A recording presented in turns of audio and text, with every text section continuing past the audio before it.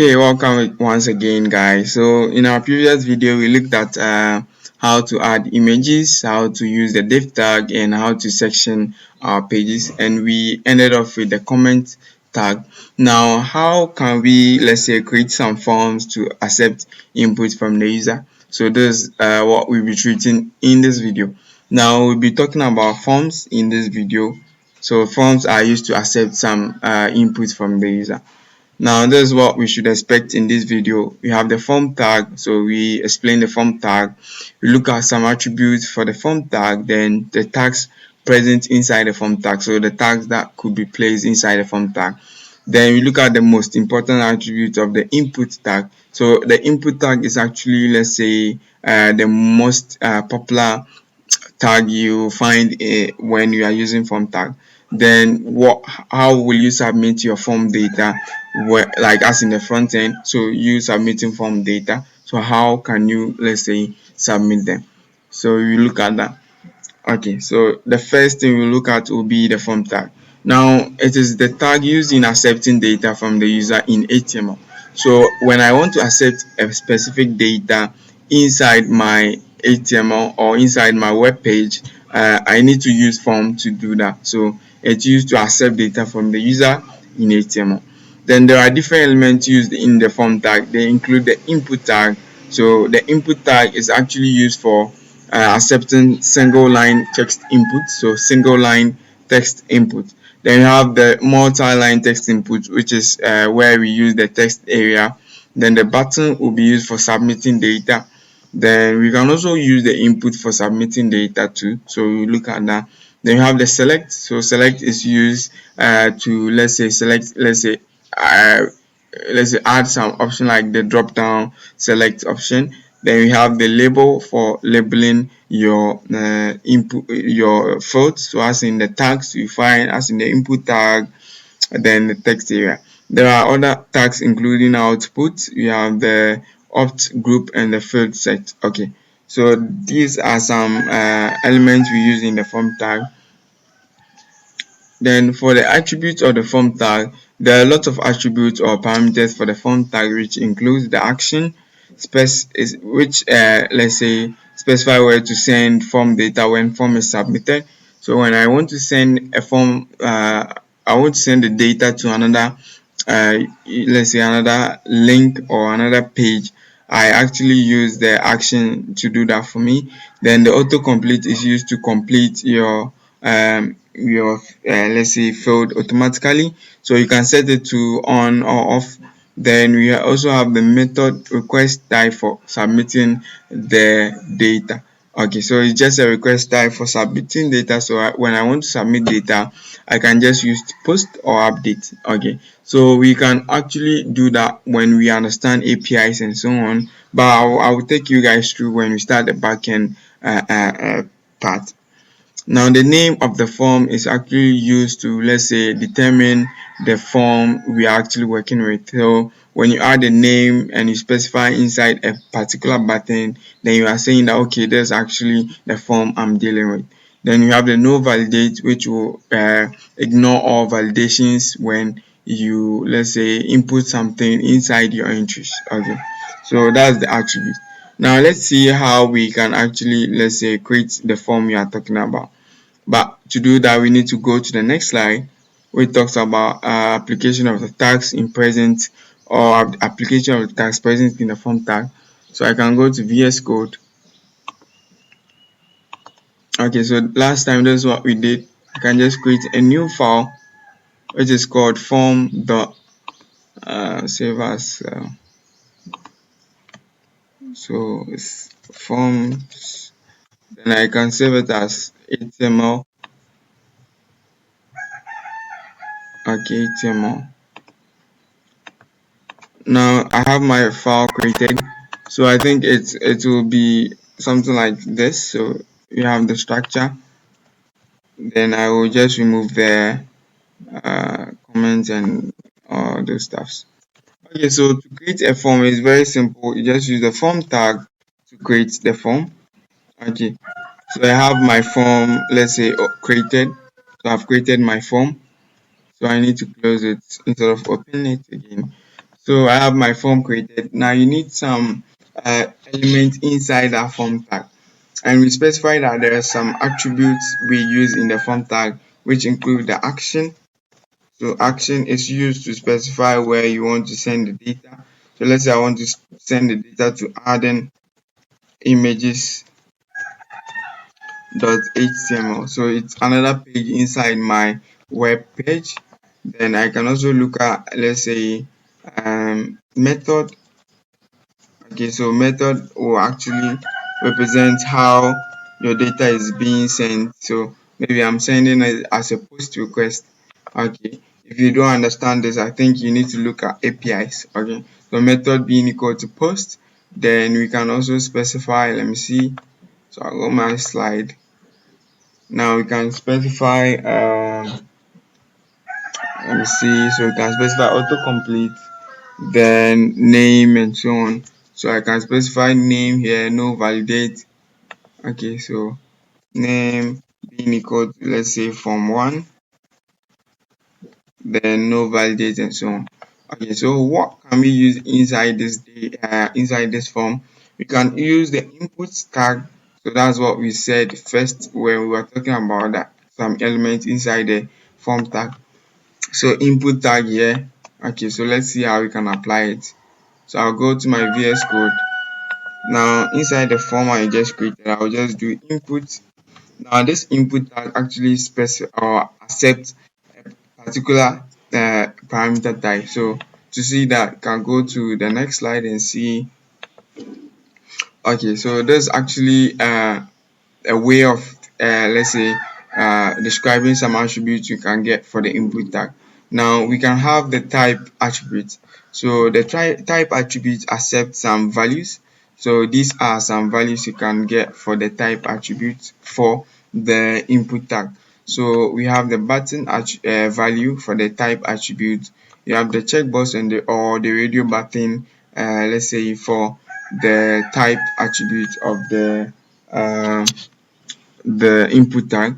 Then you can also have the email, password, and text. Okay, so these are some examples of what we can let's say use as values to the type parameter. Okay, so you can go to in here. Now you can just do type being equal to, let's say I want to accept just a text, so as in an inline text. So I can just do text, then I will close it. So that's actually a way to create the input tag. So let's see the changes we see in our browser. So I can go this side. So you can see this actually creating a rectangular input field for me to type in something. So you can see I'm typing in something. Okay, so I'm done. So I've created a text input field. Then I can also create an email field. So I can change this to email. Then I can actually click on this. So you can see, but when okay, I think you won't see anything different from the text because we are not actually doing anything here. So what I'll do is I'll create a new, so I'll create more inputs. Okay, so I will have 4 inputs. So something like an let's say a sign up page. So this will be text. Then the other two will be password. So confirm password and just the password. So password. Then I can have another password here. Now I want to differentiate them, so what I'll do is I'll use the label tag to do that. Now the label tag is actually used to label your fields. So label, then I'll say okay, there's the label for what? So maybe label for username. Then I can do same for the email and password. Okay, so I can just copy paste here and do same, then do same. Okay, here will be email, here will be password, and the next one will be confirm password. Okay, so I have 4 fields which will actually contain some entries for me to accept inputs for creating my let's say sign up forms. So you can see username, email, password, and confirm password. So there's actually some entries I can use to accept input from the user. So I can just do this, do this. So how can I submit this data to, let's say, my database? So I can just use buttons to do that. So the buttons is actually used to click or used to submit your data. So when I click it, it should take me to submitting of my data. Okay, now there are two ways to do that. You can use the button tag, or you can use the input button field. Okay, so you can just do input tag. So there are two ways. So input tag,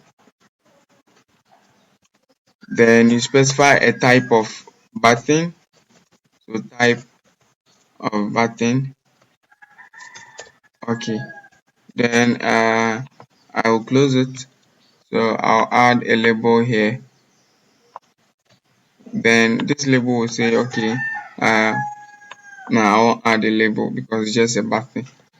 Okay, so I have my input type button. So I can go to my form.html. So you can see there's actually a button. So when I click it, it's actually turning into some grayish color. Then I can also use the button instead of the input tag. So I can just do button here. Now for the button, I need to specify a type, or I need to specify, let's say, a type. So a type being equal to submit. So to submit your data, so you need to specify a type of type. You need to specify an attribute of type with a value of what submit. Okay, then you put your text, what you want to be on, let's say, on your button there. So like I can just do text, or maybe submit for me. So submit. Then I'll close it. Okay, so this should be button. Okay, so it's the same output we should get for the so this one we added a text, that's why you see a different output. So it's the same thing. So you can see when I submitted it, it took me to the adding images. So when I added the action, so you can see the reason why it took me here is that I had an action parameter here which specified that okay, when I click on submit, it should take me to adding images.html. So you should submit the data to adding images.html. So that's the function of the action parameter there. And we have treated how to, let's say, create some input tags, then how to use the label tag, then how to create buttons. So you can use the input tag to do that, or you can use the button tag. Then you can also specify a text area to accept multi-line inputs from the user. So you can just do that by just using text area. Also, okay, so text area like this. So it doesn't, let's say, I think like this will do. So text area, then I'll go in here. So you can see this actually a text area I'm seeing here. Okay, so as you can see, a text area there. Okay, I didn't close it, that's why. So I need to close it. Text area. Okay, so text area, then I'll close it. Okay, so I think this should be fine. Okay, so you can see it's looking good now. So I can accept multi-line input. So when I reach the end of a width, then it will take me to another line. So as you can see, so that's the text area. So when we go back to the slide, let's see. So you can see for this slide, I think we have talked about a lot of them. So I'll leave the rest for you guys to try your hands on checkbox and radio button and the others. Okay. Then for some tags we use inside the form tag, we use, let's say, three of these. So it's left with the select and okay, left with the select. So select is actually used for selecting multiple data. So I can do that by just going to VS Code. Then here I just do select. So you just do select. So it's a tag. Then you specify. Maybe I want to do just select like this. but it should be closing. Then inside the select tags, I need to put something called options. So I have options tag. We have the select tag done, and we have the options tag also done. Okay, so like in between the options tag, we can create like a lot of options to maybe select from. So you are selecting something from let's say a list of selections. So you are selecting one. So that's why we use a select tag. Then we can pass something maybe a man. Then we can also have a woman as another option. So we can just do woman. So I think we have two options now, and it's okay. So we can just go to our browser and check if everything is working. So you can see there's a select here. So when I go, it's too small. It's too small. So what I'll do is I'll remove the text area, then put it there. So let's see.